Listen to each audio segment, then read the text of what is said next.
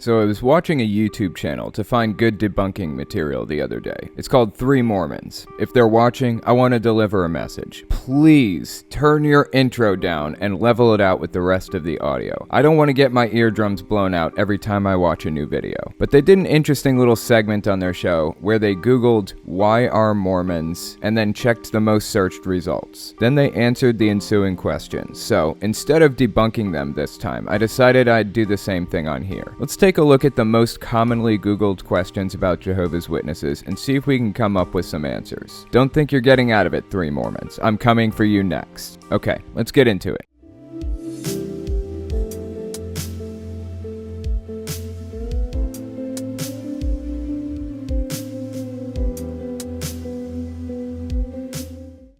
Just want to point out how leveled out and calm my intro sounded to everybody. Pleasing to the ears, right? Okay, let's take a look at the first question. Why are Jehovah's Witnesses banned in Singapore? In short, they're banned in Singapore because Singapore requires its inhabitants to serve in the military. Jehovah's Witnesses refuse to do that. In fact, in some countries, they were even told to bribe government officials to get a card saying they served, adding to government corruption. Interestingly enough, this question isn't on there, but I thought for sure people would ask why Russia banned them. The reason for that is because they were labeled an extremist organization. They aren't allowed to bring their literature into the country, and they are an extremist organization. But I don't really believe in banning religions. I think it gets messy and does more harm than good by feeding their persecution complex. Okay, next question. Why are Jehovah's Witnesses against blood transfusions? Let's take a look at their website. They have a section that says, quote, "Why don't Jehovah's Witnesses accept blood transfusions? This is a religious issue rather than a medical one," unquote. They might be trying to claim that now, but I distinctly remember the Revelation Climax book, which was written in the 90s, saying how lucky they were to be part of God's organization where they don't have to worry about getting AIDS from blood transfusions. That statement alone is ridiculous in so many ways. But I want to point out how many lives transfusions save versus how many people die from tainted blood. If the medical community was losing more people to tainted blood than they were saving with the transfusions, they would just drop the procedure. It wouldn't be worth it. There's a cost-benefit analysis going on here. Kylie's grandmother on her mom's side, the non-Jehovah's Witness side, went to the hospital recently and she needed a blood transfusion. They gave her 2 pints of blood. If she'd been Jehovah's Witness, she would have died. People don't realize how common this procedure is. It happens all the time and people are dying because they refuse it. Or at the very least, people's risk of death is way higher as a result of denying a medical procedure that any doctor in their right mind would recommend in some cases. I pointed out to Kylie that if her grandmother had been Jehovah's Witness, she would have died. Okay, let's see what else the Jehovah's Witnesses say about it. They've changed their tune from "it's in your best interest medically" to "it's a command from the Bible, so we're doing it." I'm not sure when that position changed, but let's read the rest. It says, quote, "Both Old and New Testaments clearly command us to abstain from blood. Also, God views blood as representing life, so we avoid taking blood not only in obedience to God, but also out of respect for him as the giver of life," unquote. If he's the giver of life, one would think that he'd want humans to preserve that life. Why would God encourage people to end their own lives prematurely for no reason? Did the Bible ever speak about blood transfusions? Did God ever demand human sacrifice? There were 3 cases in which God talked about human sacrifice. Once with Jephthah, where the guy sacrificed the first thing that came out of his house to greet him after he won the war, which was his daughter, and then he sacrificed Jesus, and then he had Abraham sacrifice Isaac, but called it off at the last second. So he didn't make a habit of sacrificing people. But here are Jehovah's Witnesses throwing their lives away for some interpretation of the Bible by another group of people. They listed a few verses on their website to prove the Bible is anti-blood transfusion. So let's take a quick glance at them. First is Genesis 9:4. It says, "But you must not eat meat that has its lifeblood still in it."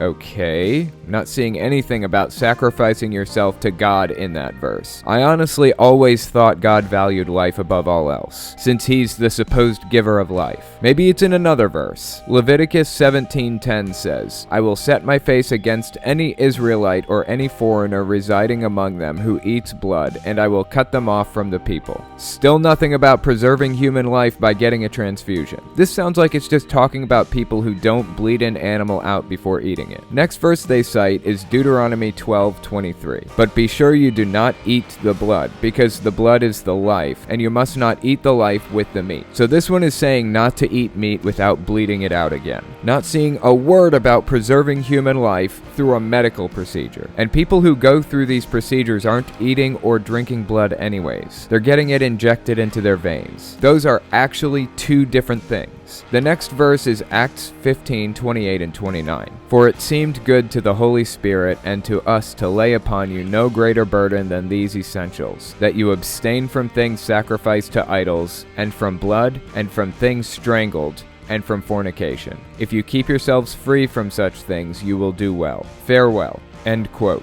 Wait, abstain from things strangled. What about chicken? When you're slaughtering a chicken, you start by cutting its head off, don't you? Wouldn't that be a form of strangulation? That seems like a logical leap, doesn't it? That's because it is a logical leap. But it's no larger a logical leap than to say that this verse was telling people to not get blood transfusions, when it's clearly talking about what you eat. It's a throwback to previous verses in the Bible, which talked about bleeding your food out before eating it. Again, it isn't the same as getting a life-saving blood transfusion. They're completely different things. Okay, I've bitched about this for long enough now. Let's take a look at the next question about Jehovah's Witnesses. We had, why are they banned in Singapore? Why are they against blood transfusions? And the next one is, why are Jehovah's Witnesses right? Inherent in that question is the assumption that they are right. I bet this one was mostly typed in by people who were just visited by Jehovah's Witnesses and wanted to check them out. Luckily, after searching it up, it's almost entirely anti-Jehovah's Witness stuff. The XJW subreddit, lots of news articles about how crooked they are, expose websites, that kind of thing. So that's a plus. People aren't being led right into their website when they search that up. Okay, next question. Why are Jehovah's Witnesses so boring? Easy answer to that. Because they have their personalities formed by the Watchtower Society to be exactly what they want it to be. They're taught from a young age to be mild-mannered, submissive, and obedient. That's what happens when you raise generations of people to do whatever they're told. They don't fight you on anything except what the Watchtower Society wants them to fight about. And they come out of it with a very dry personality a lot of the time. Okay, next question. Why are Jehovah's Witnesses selling Kingdom Halls? I talked about this one in one of my more recent videos. The reason they're selling Kingdom Halls is because they're really short on money. They're dealing with all these lawsuits and member increases aren't keeping up with population growth. They're net losing people in a lot of places, and prices keep going up. They have a ton of Kingdom Halls which were built for free in some cases, and at most, all they had to pay for was the building material. Jehovah's Witnesses come along and throw a Kingdom Hall up in like a weekend. In no time, the paint is drying on the walls. So they have all these assets that cost almost nothing to put up. It's the quickest way to make money, to sell these properties off and have congregations share Kingdom Halls. 2 or 3 congregations can share a single hall, not to mention splitting up congregations to max out available seating. It's feasible that they could possibly sell off up to half the Kingdom Halls they started with. I don't think they got to sell off half of them. That's probably way too optimistic, but it's possible. The number isn't completely out of the question, and what they're left with is a ton of money. Worst case, they just have a congregation throw up another Kingdom Hall and sell off the old one to make even more profit. It's really a good setup when you think about it. And the members, the people who put the time and work into it in the first place, don't see a dime for their time and effort. Okay, next question. Why are Jehovah's Witnesses so nice? They aren't nice to me. Not sure what that question is talking about.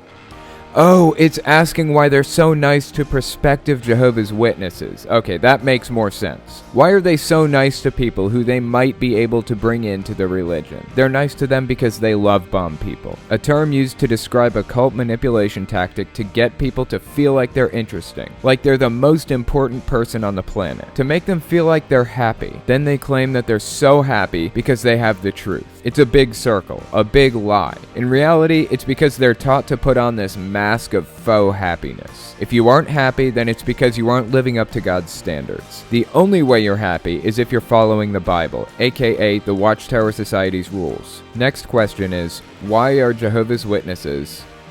That's it. That's the question. I assume they were looking for the same thing I was. Then we have, why are Jehovah's Witnesses disfellowshipped? What are Jehovah's Witnesses' beliefs? And finally, what are Jehovah's Witnesses not allowed to do? Let's skip to that last one. It sounds pretty interesting. But there's one problem with the answer. There are lots of things for which Jehovah's Witnesses won't actually get disfellowshipped, but they'll be ostracized and counseled for it anyways, or at least worthy of not allowing them to participate at meetings or go in service or whatever. For example, you aren't allowed to have a beard, but you won't get disfellowshipped for it. So this is a lot more restrictive than what I'm about to give you, and I'm not going to give you the whole list start to finish. I'm only giving you bits and pieces, but here's a short list of things Jehovah's Witnesses will outright get disfellowshipped for doing. I mean, lose contact with friends and family until the day they die. You aren't allowed to date somebody if you aren't divorced. You aren't allowed to get divorced if your husband beats you, only if he cheats on you, and you're encouraged to stay with him if he beats you. You aren't allowed to be polygamous. Apostasy will get you disfellowshipped, which includes rebellion against Jehovah's organization and promoting sects. Associating with disfellowshipped people, blood transfusions, drug use, getting drunk, dishonest business practices, work for a religious organization, working in a gambling institution, selling tobacco products, which presumably includes working at a gas station or a pharmacy that sells cigarettes or scratch-off tickets, contract work at a military establishment, no false worship, which includes just attending another church. That will get you disfellowshipped, or following mourning customs that involve false worship, like going to another church, or going to the funeral of a worldly family member and being present when a prayer is said. Fornication is against the rules, which includes artificial insemination and surrogate motherhood, and something called reviling. Now, I know what reviling means. Criticizing in an abusive or angrily insulting manner. But what does that have to do with fornication? Whatever. Anyways, back to the list.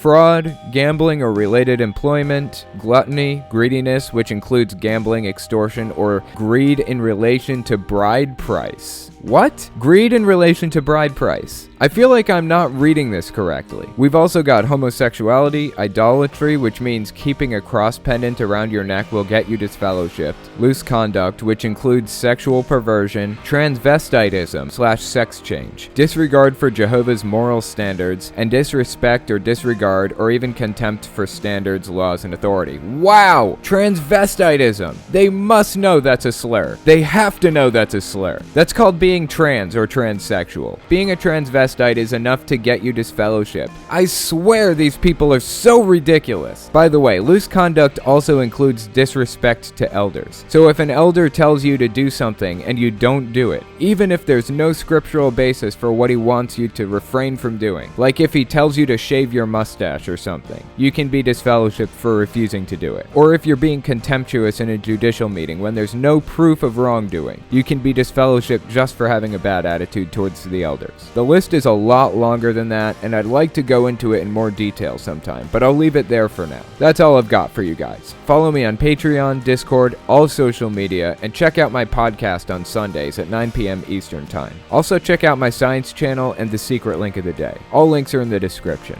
Thanks for watching, guys.